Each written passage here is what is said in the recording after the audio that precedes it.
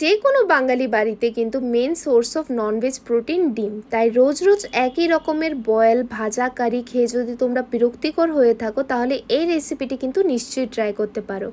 আর আজকের এই রেসিপিটির জন্য আমি ইউজ করছি লংতরার স্পাইসেস, কারণ লংতরার স্পাইসেসে কোনো রকম প্রিজারভেটিভ অ্যাড করা হয় না, which is very good for health.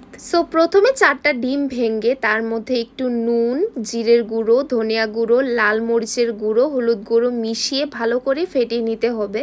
তারপরে একটি স্টিলের টিফিন বক্সে ভালো করে ঘি মাখাতে লাগবে। আমি এখানে ইউজ করছি লংতরার ঘি, যার স্মেলটা খুবই দারুণ ছিল। তারপরে ফেটিয়ে রাখা ডিমের মিশ্রণটি বক্সে দিয়ে 15 থেকে 20 মিনিটের মতন ভাপিয়ে নিতে হবে।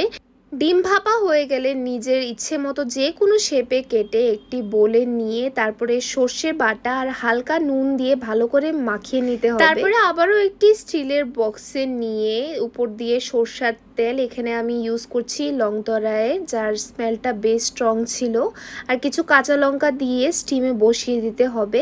5-10 মিনিট ওয়েট করার পরে নামিয়ে নিলে তোমাদের ডিম ভাপা রেডি। সো এই রেসিপিটি তোমরা নিশ্চয়ই ট্রাই করতে পারো, গরম গরম ভাতের সাথে বেশ দারুণ লাগবে।